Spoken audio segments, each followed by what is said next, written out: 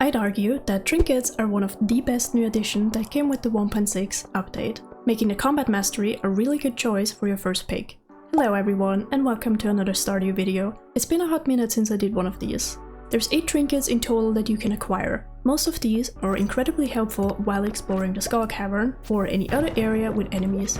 Most of them, not all. So today I'm gonna rank them because I don't have anything better to do apparently.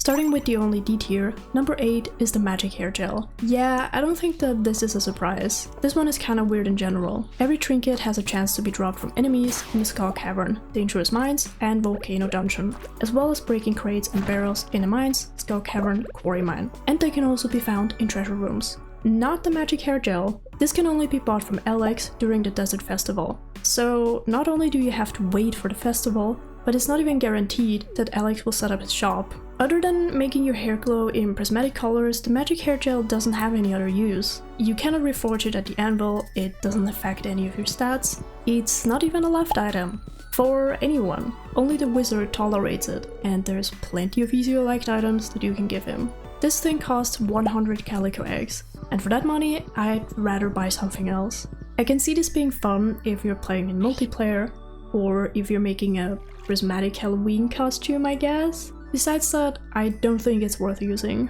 Moving on to Z tier, these are very niche trinkets, but not my favorites. Number 7 is the Golden Spur, and honestly, I kinda forgot this even existed. Getting a speed boost from critical strikes is something that sounds fun on paper, but by the time most people unlock the combat mastery, speed buffs shouldn't really be an issue anymore. Having a temporary speed boost that ranges from 5 to 10 seconds just doesn't sound that great to me, even more so because it is only activated by critical strikes.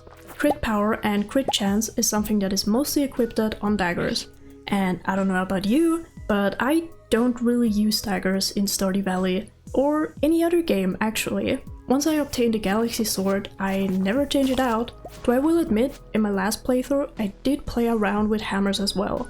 I was lucky enough to get my hands on the Dragon Tooth Club, and while it does have plus 50 crit power on it, I couldn't tell you if or when I killed an enemy with a critical strike. Most people who do late game dungeon diving already have a good supply of coffee, possibly triple shot espresso, pepper poppers, or even green tea if you're feeling fancy. My go-to is usually spicy eel. And now we even have permanent speed buffs, being the Way of the Wind Part 1 and 2. Because I wanted to give this a fair shot, I did play around with the Dragon Tooth Shiv, which has 100 crit power, plus 6 crit chance, plus I had a buff that day from the Statue of Blessing, which gave me another plus 10 critical strike chance. As I said before, daggers just aren't for me. Fighting these tiny slimes with a dagger was not fun. Might also just be a skill issue. When I tested this, I was mainly in the Dangerous Mines, and whenever I did get a speed boost, it wasn't really all that helpful because I already am speedy. So again, I can see the appeal of this item, but the playstyle is just not for me. If you're someone who is brave enough to take on Royal Serpents with a tiny dagger, or in general you have a build that is focused around critical attacks, then you might want to give the Golden Spur a try. Other than that, there's better options. Number 6 is the Basilisk Paw. This was the very first trinket I ever got, and almost never used it.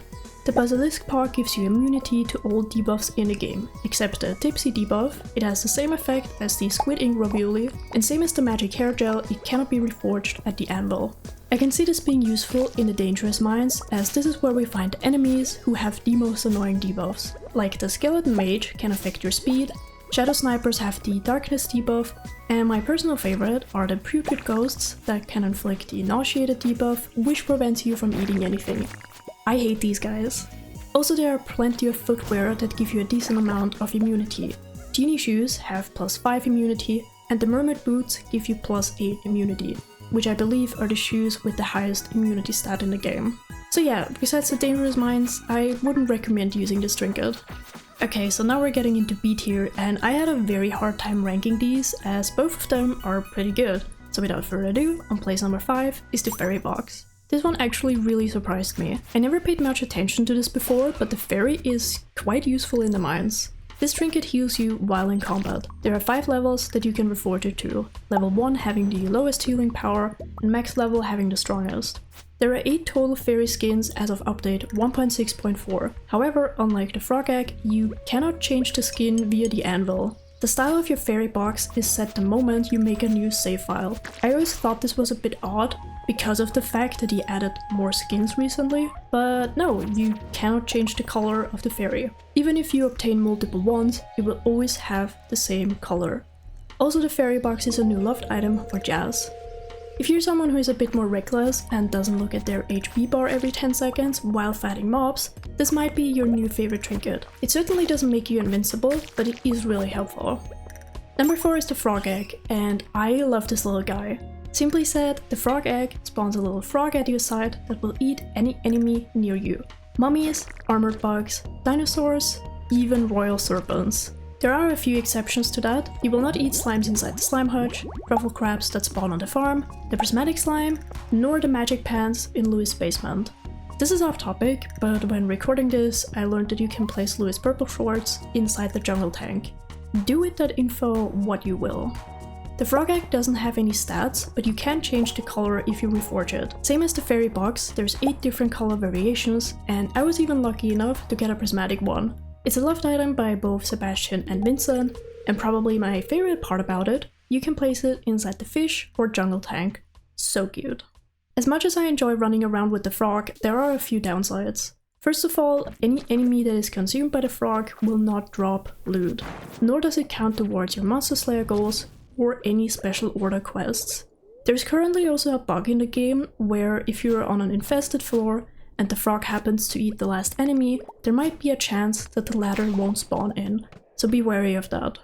Place number 3, and what I consider to be A tier, takes the ice rod. The rod shoots an orb of ice at enemies who are within 9 to 10 tiles of the player radius. Reforging it at the anvil changes the duration of each shot, ranging from 3 to 5 seconds, and the freeze duration, which can be from 2 to 4 seconds.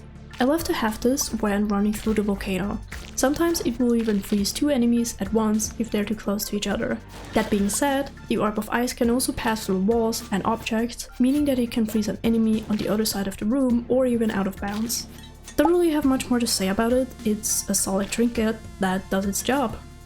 Now we're on to S tier. These are my 2 favorites and I think they deserve the spotlight. Number 2 is my personal favorite that I almost never swap out when I'm playing, which is of course the Parrot Egg. I originally had this at number 1, but I knew people probably wouldn't like that, and I do want to rank these how I find them most useful in combat, since you know, after all this is from the combat mastery, and the parrot doesn't really do that much, and that's totally fine with me. The parrot has a chance to drop 250 gold whenever you defeat an enemy. The chance depends on the parrot's level. If a parrot egg is dropped by an enemy, the level ranges from 1 to 4, so the level is limited by your earnings. For level 1, there's no requirements, and for max level you need to have earned over 2 million gold, as you can see on this picture right here. The Mastery Cave is something that most players unlock later in the game, so I think it's fair to say that this is late game content, and at that point you probably already have a stable income of money. That being said, with a level 4 parrot, you can make some decent money if you look for the right enemies. Pop a monster musk and go hunting for some dust sprites. I made over 60,000 from that one trip. It's not crazy, but 60k is 60k. A few other noticeable perks from the Parrot Egg: it is a loved item for both Emily and Leo. If you have a Parrot Egg equipped while the parrots are visiting on Ginger Island, you will get 1 free meat from the bartender, and my favorite one, the parrot will sit on your head if you stay still for a few moments. I mean, how can you not love this guy? And that finally brings us to place number 1, which is the Magic Quiver. I don't know if this is an unpopular opinion, but I think it deserves the spot as I basically have nothing bad to say about it. The Magic Quiver is pretty similar to the Ice Rod. Instead of freezing enemies, it has a knockback effect. You will shoot magic arrows at any monster within 7 to 8 tiles of the player radius, even overlapping if enemies are too close to each other. There's 3 different modifiers it can have: Perfect, Rapid, and Heavy. Reforging it also changes the damage and fire rate. The damage dealt by the magic arrow can benefit from your combat skills damage bonus. This does not work with the Ruby Ring or Iridium Band, but it does trigger the explosion when wearing the Napalm Ring. While holding a weapon that has Debuff Killer, Crusader, or Vampiric enchantment, the arrows will also receive that bonus. This item might even be a reference to the Magic Quiver in Terraria, and I do love myself a Terraria reference.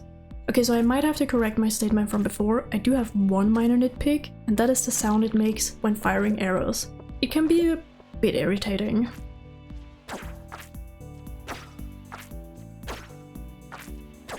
Other than that, I think this is the best choice for dungeon diving. It can do solid damage even with basic stats. The fact that this gets boosted by certain enchantments is kinda ridiculous, and I hope that this is not a bug or anything.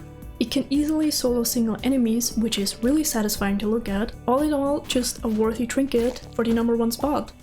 And there you have it, every trinket ranked from worst to best.